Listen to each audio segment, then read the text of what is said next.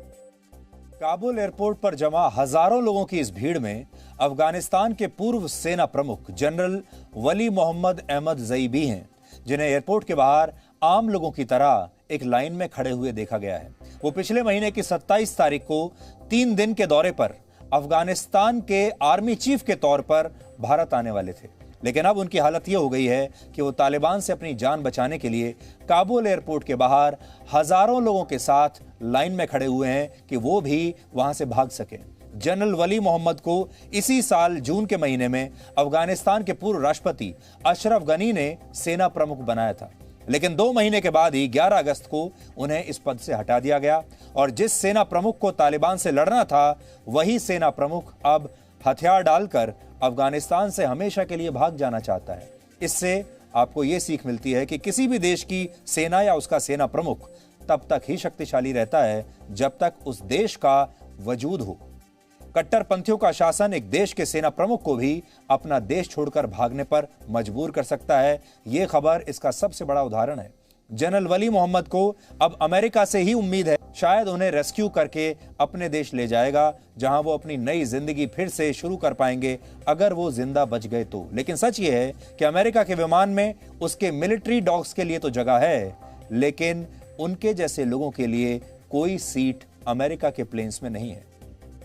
दरअसल जनरल वली मोहम्मद की तरह हजारों अफगान नागरिकों को लगता है कि ये पश्चिमी देश उन्हें एक दिन इस नर्क से निकाल लेंगे, क्योंकि इन सब पश्चिमी देशों ने अपनी छवि इस तरह की बनाकर रखी है कि ये लोकतंत्र के सबसे बड़े चैंपियन हैं, मानव अधिकारों के सबसे बड़े चैंपियन हैं और इन्हें बड़ा दर्द होता है। लेकिन सच ये है कि ये हजारों लोग इन पश्चिमी देशों की प्राथमिकता में कहीं भी नहीं है।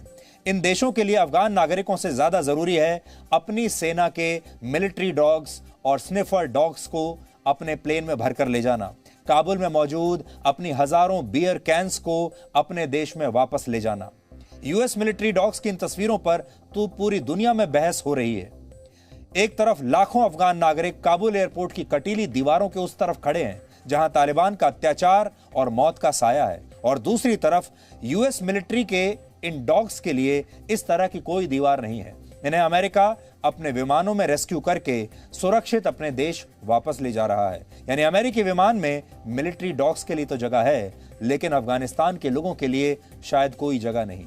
आज हम ये नहीं कह रहे आपको कि अमेरिका को अपने मिलिट्री डॉग्स नहीं ले जाने चाहिए, ले जाने चाहिए। भारत भी अपने स्निफर डॉग्स को वापस लेकर आया है, लेकिन इन डॉग्स के साथ साथ हम हर अफगान शरणार्थी की भी मदद करने की पूरी कोशिश कर रहे हैं और अमेरिका को भी यह करना चाहिए था। अमेरिका ने खुद एक बयान जारी करके यह बताया है कि अब तक ऐसे 88,000 लोगों ने उससे मदद मांगी है जो अफगानिस्तान में उसके लिए काम करते थे।